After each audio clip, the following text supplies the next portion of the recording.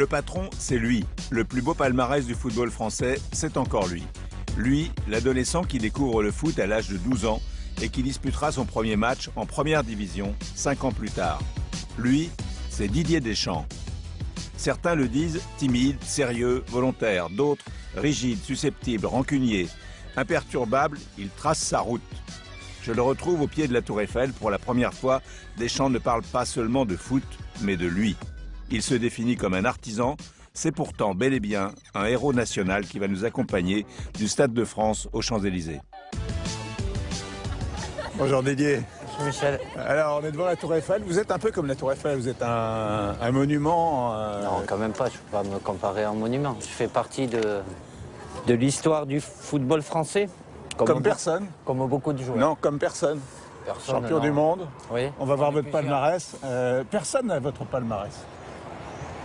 J'ai eu l'occasion de gagner beaucoup de titres, avec évidemment les deux plus beaux en étant champion du monde et champion d'Europe. Ce destin, vous l'avez provoqué. Je l'ai voulu fortement. Ouais, très tôt, on va le voir tout à l'heure. Vous vous livrez très peu, comme Omar Sy, mon précédent invité, on sait peu de choses sur vous. Cette discrétion, elle est technique ou tactique?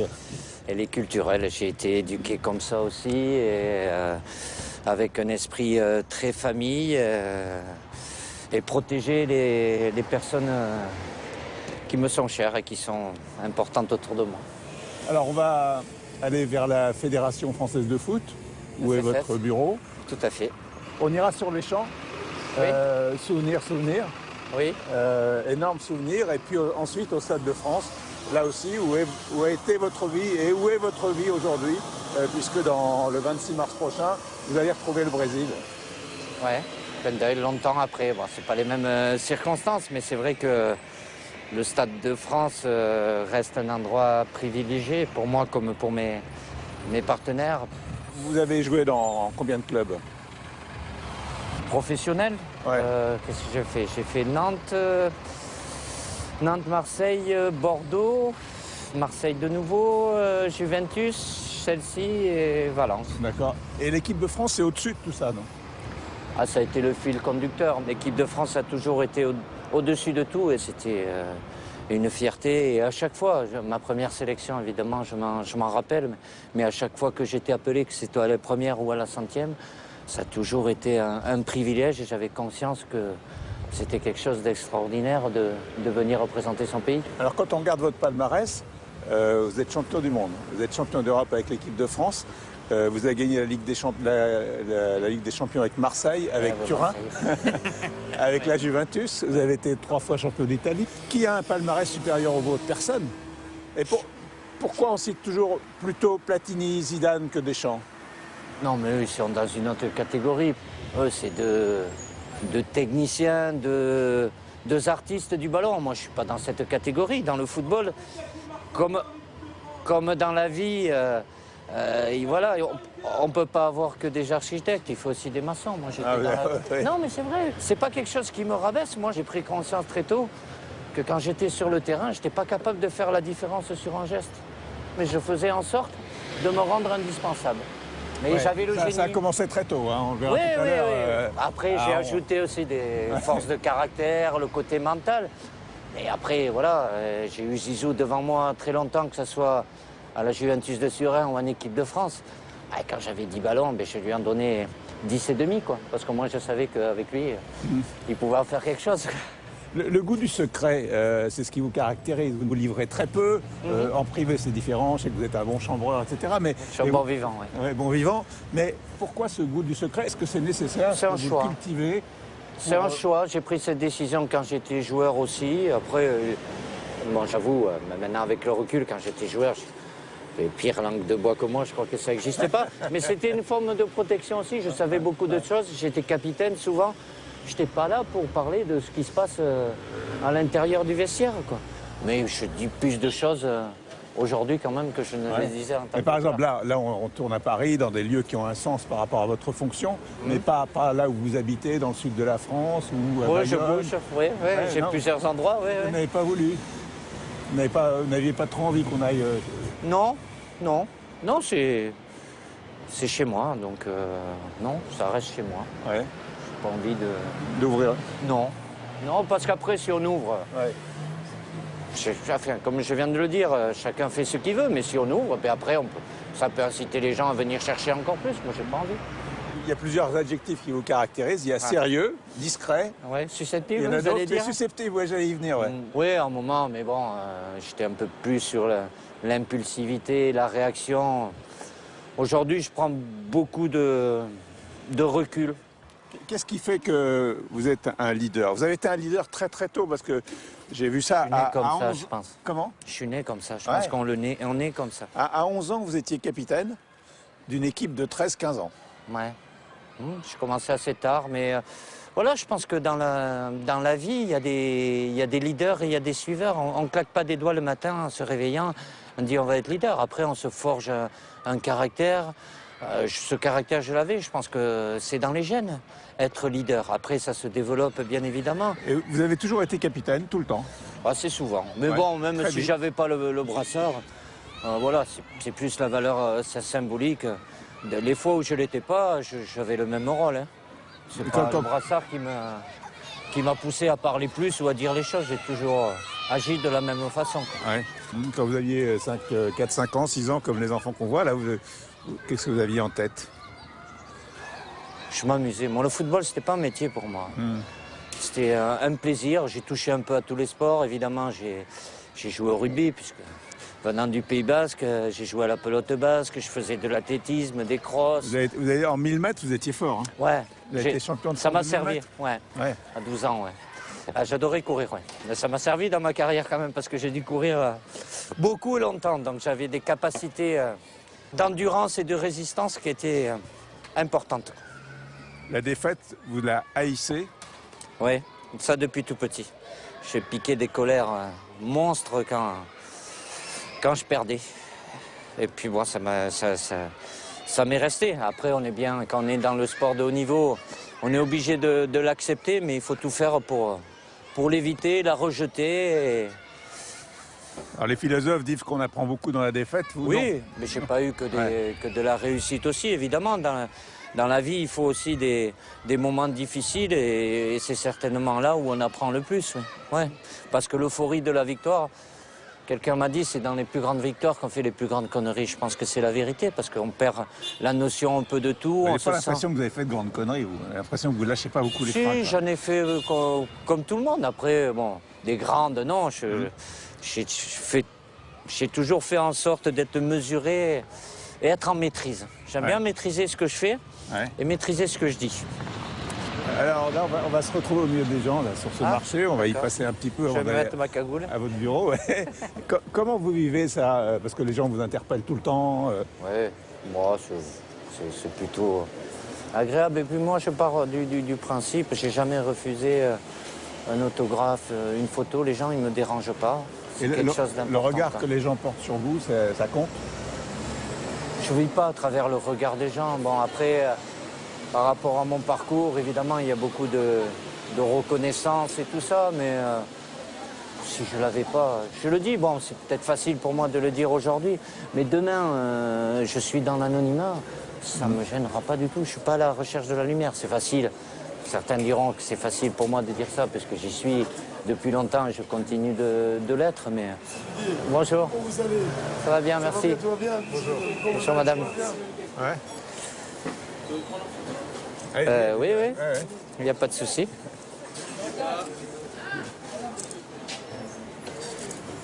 C'est pour l'île de la Réunion. Ah, très bien. bon, je vais voyager alors. Est-ce que vous avez déjà été... vous n'avez pas connu des périodes difficiles comme votre prédécesseur Raymond Domenech, une véritable vindicte à son égard. Vous n'avez pas connu ça, mais est-ce que parfois il y a des gens qui sont désagréables avec vous? Oh, c'est très rare. Non, dans la rue, non. Sincèrement, non. Après, ça peut arriver comme ça, en voiture, une fois. Bon. Mais j'y prête pas attention. Sincèrement, il n'y a pas dû en avoir. Ouais, être sélectionneur, c'est plus consensuel que d'être joueur de l'OM quand on se promène à Paris. Quoique, c'est peut-être pire d'être joueur de Paris, se promener à Marseille. Ah oui, ça c'est possible. Nous nous dirigeons vers la FFF où se trouve la sacro-sainte Coupe du Monde 98. Mais avant cela, petit retour en arrière. premier club, premier contrat, une nouvelle vie commence, une rencontre déterminante, Marcel Desailly, l'ami de toujours. Et une blessure qui ne se refermera jamais, la perte de son frère aîné dans un accident d'avion. C'est sous l'œil attentif de ses parents que Didier Deschamps va s'émanciper. Il nous en parle. Les valeurs que vous avez, vous les tenez de qui? De vos parents? Ouais, de l'éducation. Ouais.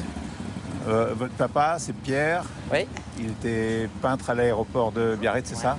Tout à fait. Monsieur? Oui, vous voulez un café? Café. 2 cafés, ouais. Merci. Et votre maman, c'est Ginette, elle travaillait à Bayonne dans un... Elle était vendeuse. vendeuse de laine. Voilà, au départ, ouais. Qu'est-ce qu'ils vous ont transmis, vos parents? Ben, l'humilité, la simplicité. J'ai manqué de rien, mais j'avais rien superflu. Voilà, mais on vivait bien. Puis j'étais à la nature, dans la campagne, donc voilà. Il y a quelque chose qui est assez symbolique de votre famille, de ce que vous êtes aussi. C'est le premier dirigeant qui est venu vous voir, vous étiez à Bayonne, c'est Claude Bèze, qui était le président des Girondins de Bordeaux à l'époque. Donc Claude Bèze arrive, cigare au bec, grosse limousine. C'était une personne très particulière, assez romanesque. Oui. Surtout dans une région province comme ça, Donc, Pays Basque, on débarque. Ouais. Il arrive chez vous, comment ça s'est passé? Ouais, voilà, on n'appartenait pas au même monde. Je me rappelle de mon grand-père, quand il l'a vu comme ça arriver, il a pris une expression, il me dit ça c'est un maquignon. Alors je ne sais pas si toutes les personnes savent ce que c'est un maquignon, mais ceux qui achètent et vendent du bétail, quoi. C'était un peu ça. Mais il n'a pas pris le bon filon, quoi. Surtout avec mes parents. Parce que même si ce n'est pas les sommes que c'était aujourd'hui, évidemment que pour mes parents, ça représentait beaucoup d'argent. Votre rapport à l'argent, vous êtes à l'aise avec ça? Vous n'avez pas de signe ostentatoire de richesse, même si vous avez gagné évidemment beaucoup d'argent dans votre carrière. Le football me permet d'avoir la liberté. Ouais. Après, je me suis fait des plaisirs aussi. Vous avez une Ferrari à Valence, c'est ça? Ouais, vous avez roulé 3 fois dedans, non? Non, j'ai roulé. Oui J'en ai profité quand même. Aux grandes dames de mon fils. Pourquoi tu la prends pas maintenant, papa? Je pourrais l'utiliser. Et à part ça? Oui, je me suis fait des plaisirs. Après, non, moi, je sais d'où je viens, donc solide, du dur. La pierre, après, voilà, bon, même si j'ai pas la nécessité de compter, je fais attention quand même. Autour de vous, vous avez vu beaucoup de carrières gâchées à cause de l'argent, de joueurs qui ont... Gâché, l'argent, les gens ne sont pas forcément prêts. Ouais. Ils ont peut-être un parcours familial aussi beaucoup plus compliqué. Éducation, l'école, c'est un peu aléatoire. Ils n'ont peut-être pas eu le temps de se structurer, mais je crois que pour beaucoup de personnes, du jour au lendemain, d'avoir rien et d'avoir beaucoup d'argent, on peut perdre la tête. Hein. Ouais. Moi, j'ai conscience, parce que quand j'étais à Nantes, j'étais au centre de formation.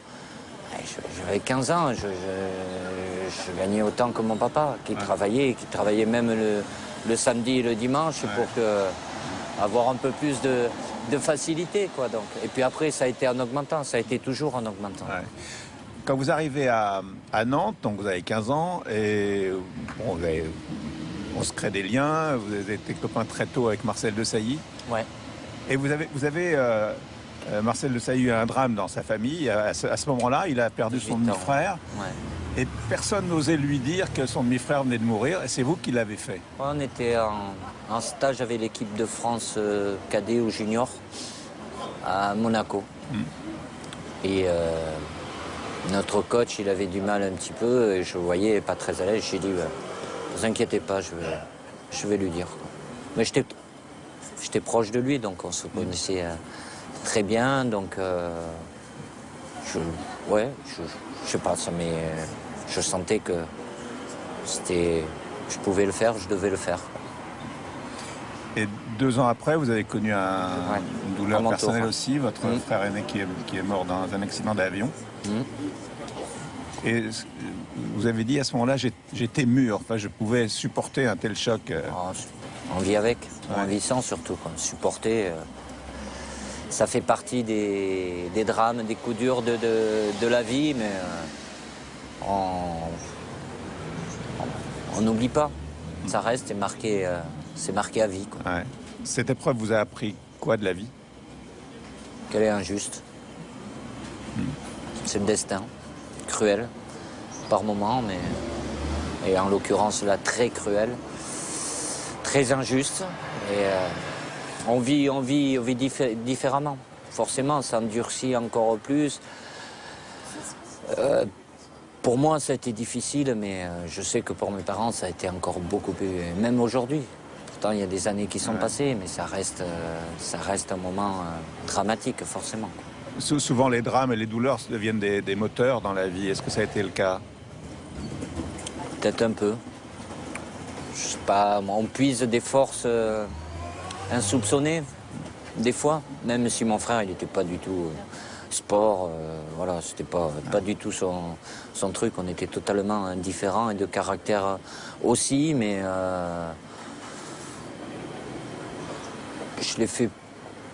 on le fait pour soi, bien évidemment. On le fait je l'ai fait pour lui, je l'ai fait pour mes parents aussi. Ouais, au départ, oui. Bien évidemment. Et le foot, à ce moment-là, vous a aidé à... Ah ouais, je pense que si j'ai pas... Puis en plus, les circonstances ont commencé à arriver.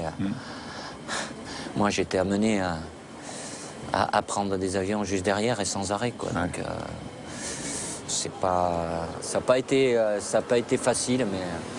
Je pense que, quand j'ai dit tout à l'heure, le destin, voilà, je crois que... Je suis pas fataliste, mais quand il y a des choses horribles comme ça qui arrivent, voilà, je ne vais pas m'inquiéter outre mesure, avoir des pensées négatives, donc je vais de l'avant. Ouais. Je vais de l'avant. Bien. On va aller à la fédération. À la feu. Ah, on va aller voir la fédération. Ouais. Si ça se trouve, on va voir la Coupe du Monde. À Lier, en principe. À Lier. Donc voilà la Fédération française de football, c'est Oui. énorme. C'est un grand bâtiment, il y a 3 niveaux avec tous les domaines, communication, marketing, juridique. Merci. Bonjour. Ça va bien? Oui, ça va, merci. Bonjour. Je suis de retour. Avec un peu de monde. Ça va? Et vous-même? Oui, ça va, merci. Bonjour. Ça va bien? Et voilà. Ouais. Et là, qu'est-ce qu'il y a? Il y a quelques trophées, ouais. Ouais. L'histoire. Et le plus beau? Ah oui, on n'a pas le droit de... J'ai pas le droit. Si, le droit, oui. Il n'y a pas de souci, quoi. C'est pas la vraie. Non, la je pars vraie, pas avec. La vraie, elle est plus lourde. Mais on en a une chacun, enfin une À réplique. chaque fois que vous passez dans cet endroit, vous vous arrêtez ou non? Non, parce que je vis pas dans le passé. Je regarde pas derrière. Pas du tout. Non. Ouais. Ce qui m'intéresse, c'est aujourd'hui et demain. Donc aujourd'hui, ce qui vous intéresse, c'est le prochain match, c'est la suite, Ouais. et c'est la prochaine Coupe du Monde. Championnat d'Europe. d'abord. Championnat d'Europe, Ouais. et puis il y a une petite sœur à côté. J'espère qu'elle arrivera Ouais. le plus tôt possible, bien évidemment, mais au moins elle est déjà là, c'est déjà bien. Non, ça reste un moment fabuleux. On était sur le toit du monde. Ouais. C'est ici que tout se décide. Hein. Là où Tout se décide. Bah, si, Bonjour. pour tout le... Ah. Bonjour. Ouais. Toutes les décisions sont prises ici au niveau du football. Bonjour, mademoiselle. Vous êtes bien entouré, hein? Est-ce que vous venez vous détendre là Non, mais ça a été... C'est nouveau, ils ont installé ça et pour les salariés, ils passent un petit peu de temps à s'amuser, donc... La vie de bureau, c'est pas vraiment votre truc. Non, quoi. non, Vous n'êtes je suis pas pas... obligé d'être là beaucoup. Non, mais j'y suis. Ouais. Après, bon, je suis pas dans l'administratif non plus, mais quand j'ai des réunions, ça fait partie de... J'ai pas qu'un travail de terrain, quoi. Oui. Donc ça, je l'ai bien compris. Et le président a besoin de moi aussi certaines fois, donc je suis là. Mais Donc, je viens régulièrement. Vous êtes en contrat jusqu'en 2016, c'est ça? Et Noël Le Graët est élu jusqu'en 2016 Oui, aussi? oui. Vous avez envie de décembre continuer? 2016. Vous avez envie de continuer? On discute pour Non, mais prolonger. la question est simple. Est-ce que vous avez envie de continuer après 2016? Oui. Oui, pour la simple et bonne raison que je me sens épanoui dans cette fonction et parce que je travaille avec l'excellence. Combien vous avez marqué de buts dans votre carrière? 28, je pense. 28? 29? Oh ben là, je vais avoir du mal. Si, là, ça peut aller quand même. Voilà, Ouais, c'est mais je n'étais pas fait pour ça. Et quelques jours après le tournage, l'accord fut trouvé. Didier Deschamps est prolongé à la tête de l'équipe de France jusqu'en 2018, comme il le souhaitait. 12 juillet 98, les Bleus acclamés sur les Champs-Élysées. Didier Deschamps se souvient. de l'euphorie, d'une France réunifiée et porteuse d'espoir. Presque 20 ans plus tard, c'est un nouvel exploit qu'il réalisera en tant que sélectionneur, redonner ses lettres de noblesse à une équipe de France agonisante. Ensemble, nous évoquerons sa carrière d'entraîneur, ses relations complexes avec Bernard Tapie. Et un homme, un exemple, un guide, Aimé Jacquet. Quelle relation vous avez aujourd'hui avec Aimé Jacquet? Vous avez toujours des... On échange, on a l'occasion de se voir de temps en temps. C'est toujours un grand plaisir. Je le surnomme Dieu, quoi. Ah oui, Ouais. carrément. Bah oui, parce qu'il a fait un miracle, il nous a fait champion du monde.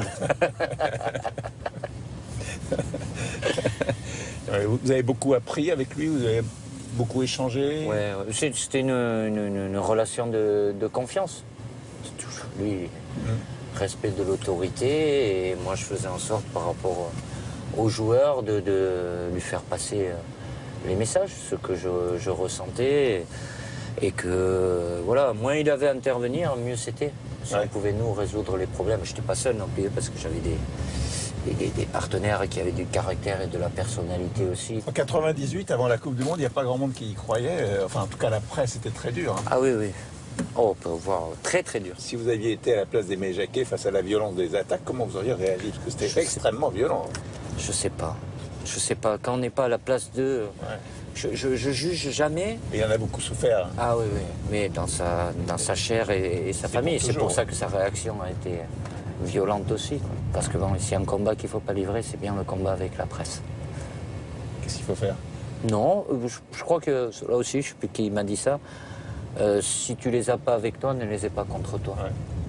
L'exercice médiatique, vous le maîtrisez? On reproche souvent la langue de bois. Moi maintenant, mais je dis plus de choses. J'argumente. Après, je suis pas obligé. Je dis ce que je veux. Mais j'ai baigné très tôt là-dedans.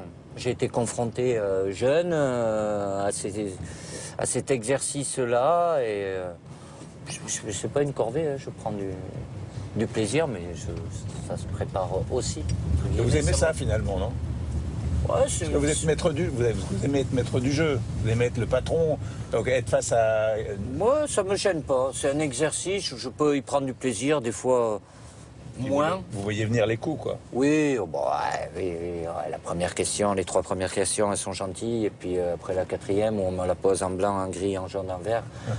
Je dis oui, ça je connais, je vais pas me faire piéger. Donc vous n'êtes pas rancunier, mais vous avez la liste. Ah si, j'étais rancunier. Mais vous avez la liste. Oui, je sais, j'aime bien savoir à qui j'ai affaire.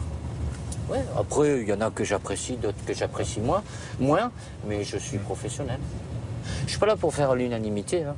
Les gens qui m'aiment, ils m'aiment bien, ceux qui m'aiment pas, ils m'aiment pas. Moi non plus, j'aime pas tout le monde. Hein. Les Guignols vous aiment bien? Enfin, ouais. Nous vous aiment bien. Oh, plus peut-être, enfin je sais pas, oui, ça doit continuer. Moi je le dis plus. Ça me permet de corriger. Ouais. J'évite. Ah, moi j'ai jamais dit désolé non plus. Mais ouais. il Désolé alors. Il paraît que votre fils Dylan, ça le fait marrer, non? Ouais. Bon, il a 19 plus ans. maintenant, ouais, il va faire 19 ans. Ouais. Ouais, bon, mais j'ai pris ça avec, avec humour. J'en rigolais. On n'a pas le choix. Hein. Oui, de toute façon, si on rentre en guerre avec eux, c'est pire. Ils en remettent encore plus. Voilà, ils en parlent. Ça fait partie. Il y en a qui paieraient pour y être. Ouais. Moi, j'ai rien demandé. Si j'y suis plus demain, ça va, ça me gêne pas. Ouais. Et si j'y suis, j'y suis. Alors, on arrive sur les champs. Vous y venez souvent? Non. Souvenir inoubliable. Oui, double souvenir. Moment de bonheur, de liesse, de folie. Un petit peu de trouille aussi, parce que l'oppression, là... Ah oui, c'était... Ah ouais, c'était... angoissant. Ouais, un petit peu angoissant. Mais plus on avançait, plus les gens se resserraient. On se sentait... D'ailleurs, on a écourté un peu le parcours. Ouais. Mais un grand moment de communion avec tous ces gens voilà, qui avaient envie de nous voir. Parce que beaucoup de personnes qui étaient là, malheureusement, ils n'ont pas pu aller au Stade de France. Alors, on a parlé à cette époque-là de la France black, blanc, beurre. Qu'en reste-t-il aujourd'hui? La France était comme ça avant, elle a été là et elle est toujours mais là, elle était maintenant. Elle était unie. Oui, mais là, c'est la victoire. Voilà. C'était plutôt positif, je trouve, puisque chaque personne, chaque Français pouvait s'identifier à un des joueurs de l'équipe de France parce qu'il se sentait plus proche de lui, il lui ressemblait de par son parcours, sa culture. Voilà, cette identification, c'est quelque chose d'important. Elle existe toujours aujourd'hui. Hein. Le vivre ensemble, on en parle beaucoup, on en parle régulièrement, on en De a plus en plus. de plus en plus avec les événements, les attentats du début de cette année. Vous avez montré qu'en équipe de France, le vivre ensemble existait. Oui, c'est la base. Un moyen d'insertion, d'éducation, c'est un lien social. Parce que les jeunes, quand ils vont dans des clubs, peu importe le sport qu'ils font, ils ont des entraîneurs. Ils doivent avoir surtout des éducateurs, beaucoup de bénévoles. Cela pour leur donner les notions de respect, de valeur. Si on le fait tôt, parce que c'est pas à 18 ans. Hein. À 18 ans, c'est trop tard. Hein. S'ils ont ça tôt, ben, ça évitera peut-être... Bonjour. Avec une jolie femme. C'est gentil, je me mets au milieu. Oui. Merci bien. Merci beaucoup. Ouais. Merci. De rien.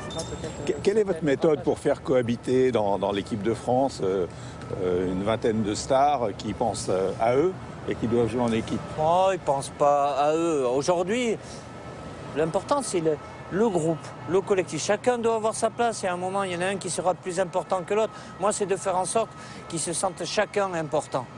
Mais avec des différences, des caractères, des personnalités différentes, mais qui fassent les choses ensemble. Ça n'a pas été simple, je l'avoue, mais ça a été un énorme plaisir pour moi et tout mon staff. Du premier jour de la préparation avant la Coupe du Monde, évidemment depuis l'Ukraine, parce que ce qui s'est passé ce soir-là, parce que beaucoup, la quasi-totalité de ces joueurs avaient un lien avec le maillot de l'équipe de France qui n'était pas forcément positif. Là, ils ont vécu quelque chose de fort. Et c'est à répéter au quotidien, avec mon staff aussi, mais d'être avec eux là, pendant 6-7 semaines, ça a été vraiment un bonheur, un plaisir. Votre méthode de management, vous pourriez la définir? C'est prétentieux de la définir. Moi, ce qui m'intéresse, c'est l'homme. Pour mieux le connaître et c'est une relation de confiance. Voilà, ils peuvent me dire ce qu'ils veulent. Vous avez besoin, quand vous faites la sélection, vous tenez compte des qualités humaines aussi, beaucoup? Oui. Quand on part pour une grande compétition, encore plus. Oui. Il y a la qualité footballistique, mais comme je l'ai dit, et je crois que c'est Claude Onesta qui a été peut-être l'un des premiers à le dire. Entraîneur de l'équipe de France de hand. Bon, vu ce qu'il réalise et ce qu'il vient de réaliser, c'est quelqu'un que j'apprécie beaucoup. Mais quand on fait une liste de 23, on ne prend pas les 23 meilleurs. Ah oui? Non. Parce que c'est invivable.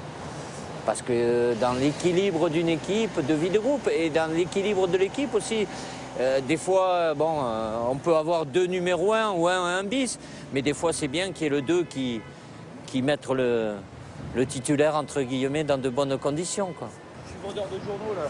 France Football? Ah non, je le reçois à la maison, donc... Vous êtes abonné? Oui, je suis abonné. Ah, c'est gentil. un admirateur. Vous, c'est même pas la peine. Ah oui, pire que moi. Champion du monde. Vous restez trop juvénile et ça m'énerve. Juvénile? Je me fais vieux, ouais, c'est vrai. Ah ouais?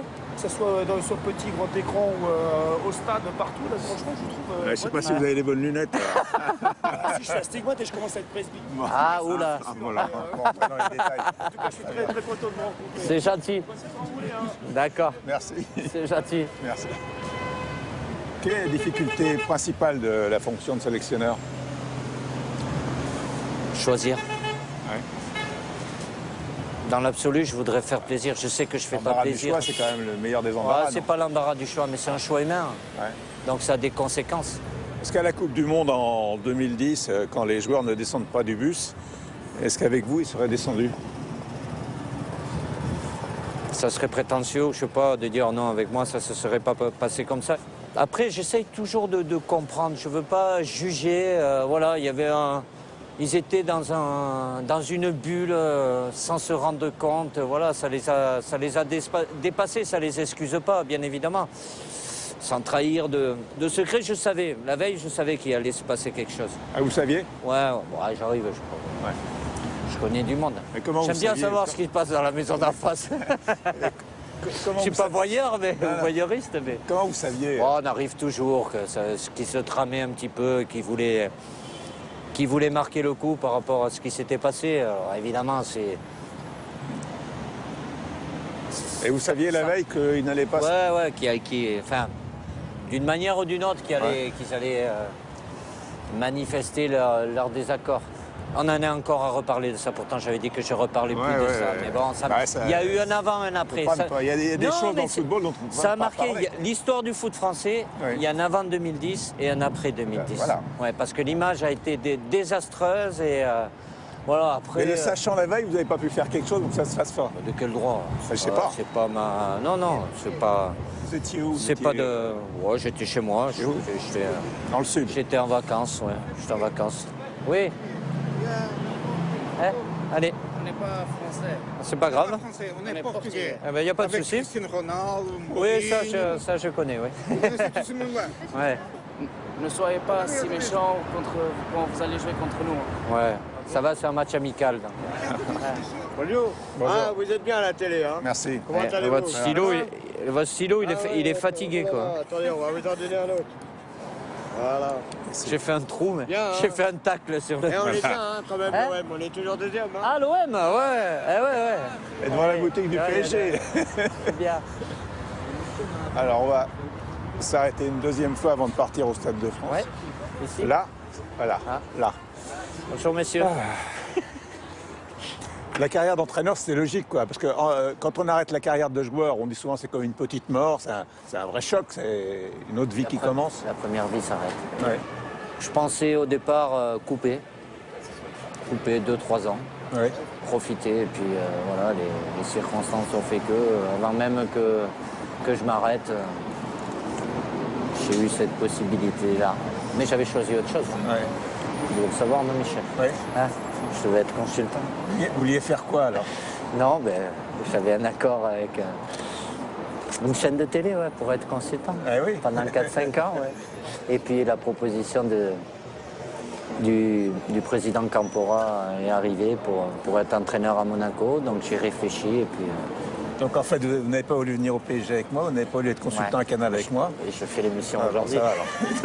Moi, Donc vous êtes parti à Monaco, ouais, très vite. très vite, et ça a marché. Ouais. Non, pas du tout. Après Monaco, la Juve. Oui. Ouais. Ouais, là, c'est le choix du cœur. Ouais. Je suis parti à l'aveugle. Hein. Ce club, il m'a tellement donné. Voilà, ils étaient en difficulté, on a fait appel à moi. Voilà, je suis allé parce que j'avais... je me sentais, pas un devoir, mais de redonner. Ouais. Redonner ce qui m'avait tout... Et il m'a apporté beaucoup. Et après Marseille. Ouais. Marseille, c'est le gros dossier quand même. Ah, c'est toujours, oui, c'est toujours un gros dossier. Et c'était l'expérience la plus éprouvante de votre carrière. Oui, Ouais. humainement, oui. J'ai eu l'enfer au quotidien. Enfin, j'ai eu une Ah bonne oui. période, mais après, ouais, j'avais des conditions de C'était quoi travail. l'enfer au quotidien? Oh, je ne veux pas trop rentrer dans les détails. Non, mais dans les grandes lignes. les J'ai grandes lignes. tourné, voilà. Quoi. Bon, il y avait tellement de... Peut-être de la mauvaise volonté ou peut-être de l'incompétence aussi. Moi, je suis très exigeant avec moi-même et j'attends que de l'exigence au quotidien. Et puis, c'est sans arrêt des contrats. Des interférences. Au bout d'un moment. D'ailleurs, ça s'est vu, j'ai fini. J'avais 15 kilos de plus et j'étais 3 ans à Marseille. C'est certainement comme 3 ans à Paris. C'est deux clubs où la vie quotidienne est plus lourde, quoi. Donc, mais ça a été très dur. Mais il y a eu de bons moments aussi, avec des personnes différentes, des présidents différents aussi. Je suis content et heureux d'avoir redonné des titres à Marseille. Marseille comme joueur, 89-94, c'est ça? J'ai eu Ouais. un intérim à Bordeaux. Intérim à Bordeaux, oui, vous pendant avez un an. été prêté 90, à Bordeaux. ouais, 90-91, j'étais prêté à Bordeaux. Bernard Tapie vous a prêté à Bordeaux parce Ouais. qu'il ne croyait pas en vous, en fait. Non, dit, enfin, au non, il départ, disait au départ. j'avais besoin de m'aguerrir. Enfin, Ouais. c'était un air de dire. Mais moi, quand je suis parti, c'était pour revenir. Hein. Et lui, il ne voulait pas que vous Ah reveniez. non, oh là. Ah non, non. Et puis, Il a voulu vous transférer, vous avez dit non. il voulait il voulait me faire venir au PSG en échange de d'autres joueurs. Ouais. Mais moi, j'avais signé à Marseille. Quand j'ai signé à Marseille, c'était pour réussir à Marseille. Alors là, j'étais en vacances chez mes parents.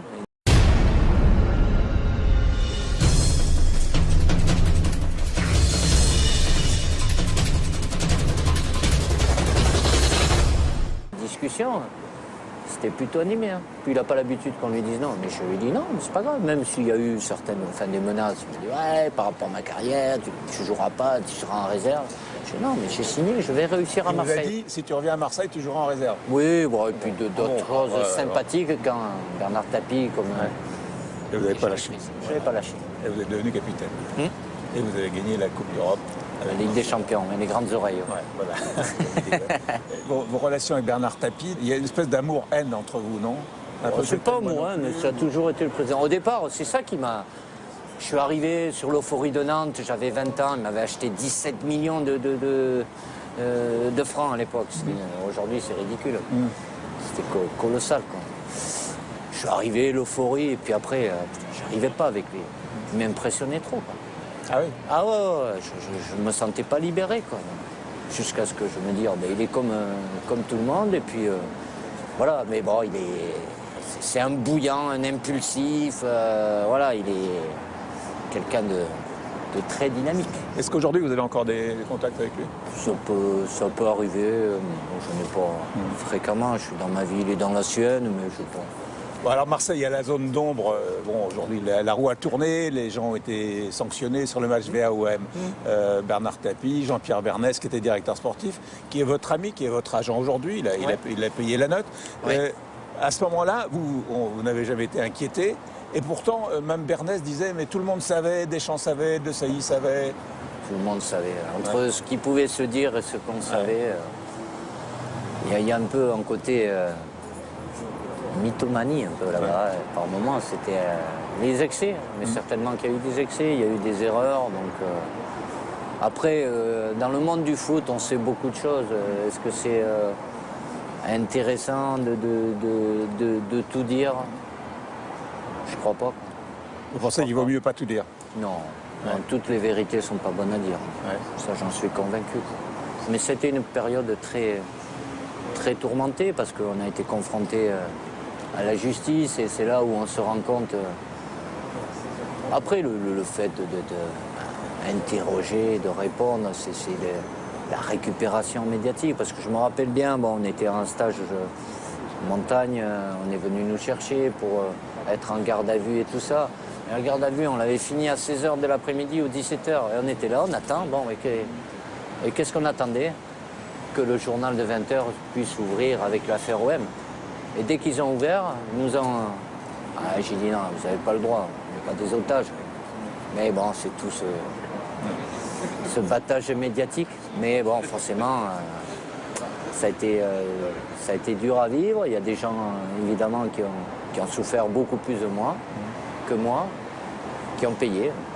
Mais tout le monde a droit à l'erreur. Qui a souffert le plus, c'est Jean-Pierre Bernès, non? Je pense. Ouais. Oui, ou peut-être des acteurs directs ou indirects. Je pense que Glassman, par exemple, en a souffert. Qui était le capitaine de Valenciennes. Ouais. Je pense, oui, parce que forcément, sa vie aurait pu être différente, certainement. Ces dernières semaines, il y a eu pas mal de gardes à vue, de dirigeants de l'OM et tout. Ça vous a surpris? Je mentirais, je suis surpris. Après, je ne suis pas là, j'espère pas le malheur des gens, même à mon pire ennemi. Mais bon, après, il y a ce qu'on peut dire. Voilà, si la justice s'est saisie, c'est qu'ils ne font pas des gardes à vue comme ça par hasard. Après, je ne sais pas ce qu'il en sortira, mais ils doivent avoir certainement suffisamment d'éléments pour interroger des personnes. Bien, on va aller au Stade de France.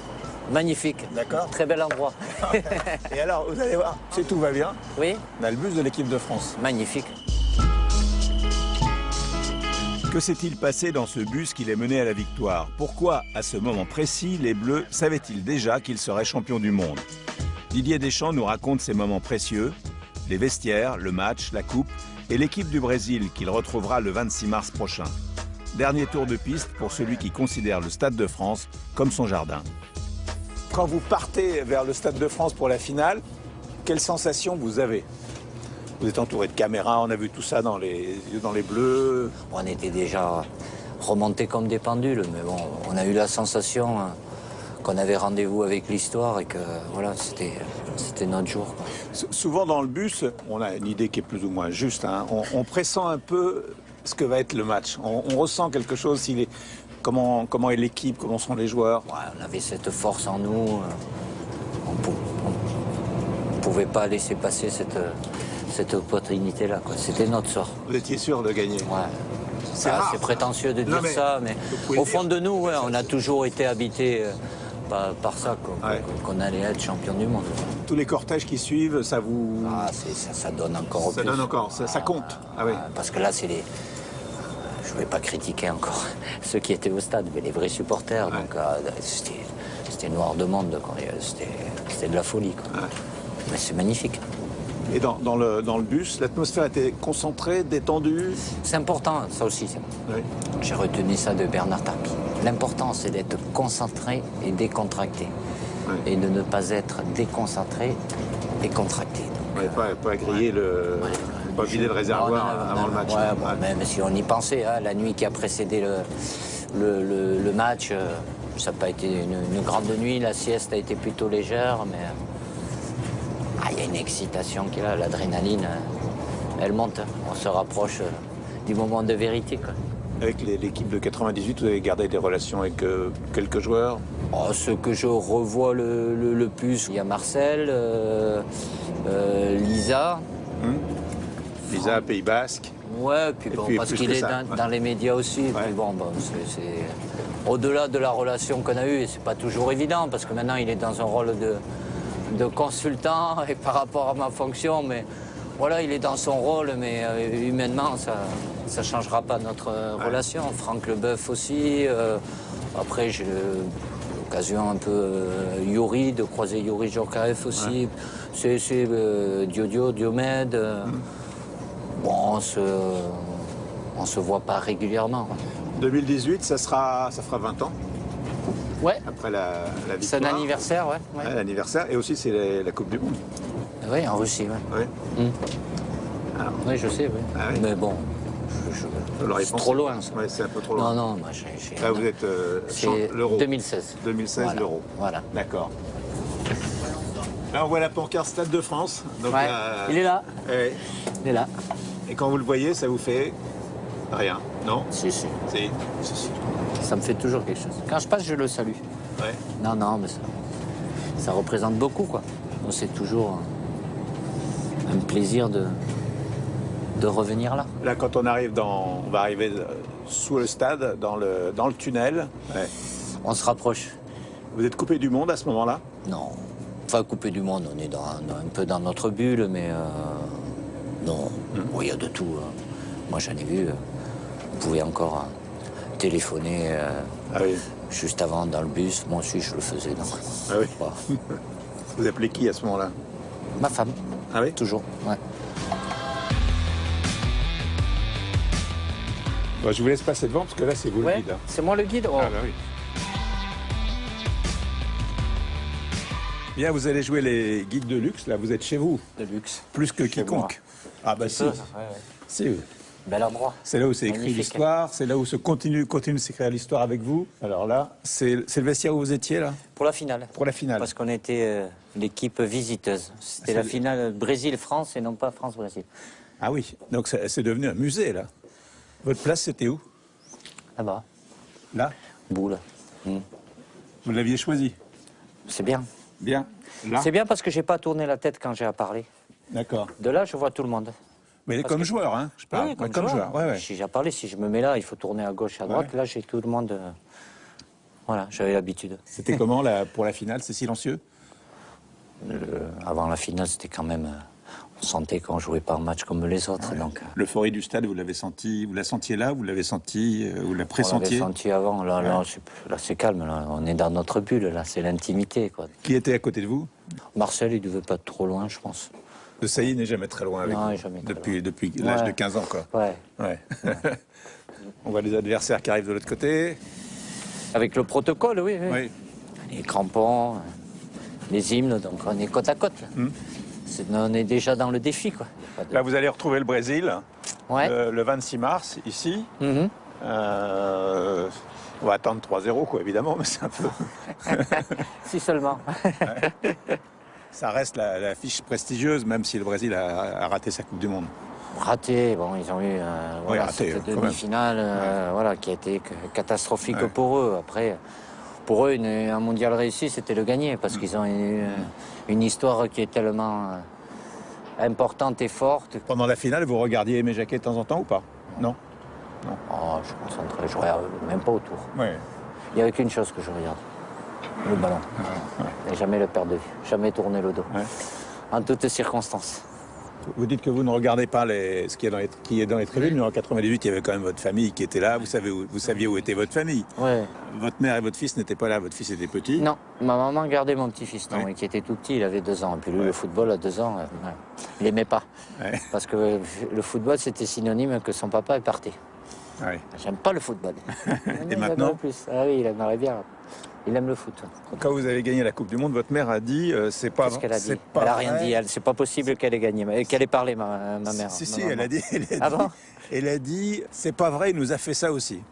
Mais Ah oui, heureuse, peut-être. quoi. Ah Évidemment. oui, très heureuse. Ouais. Ben, évidemment. Ouais. Ouais. Elle a pu dire ça. Ouais. Ouais. Elle s'est peut-être égarée. Elle a peut-être dit ces 2 mots, quoi.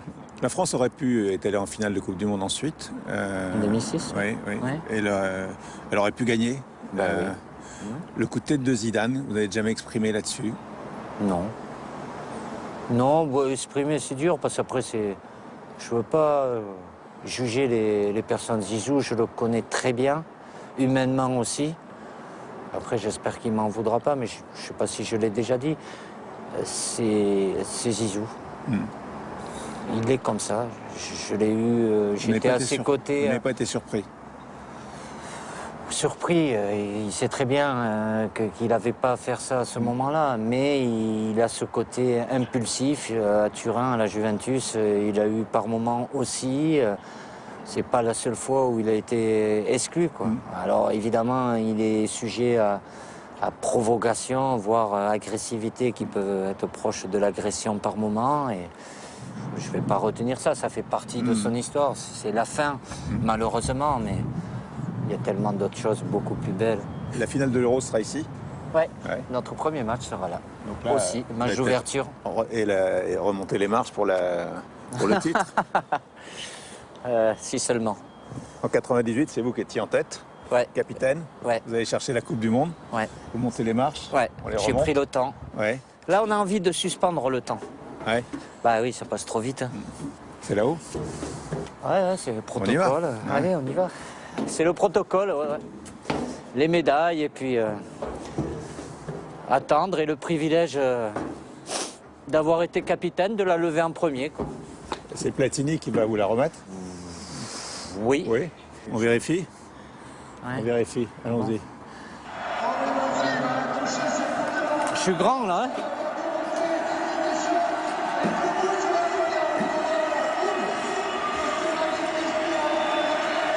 Ah, c'est Jacques Chirac, là.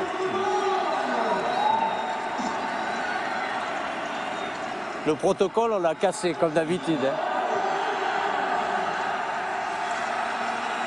Ah, ça donne encore des frissons, quand même. Hein. Ouais.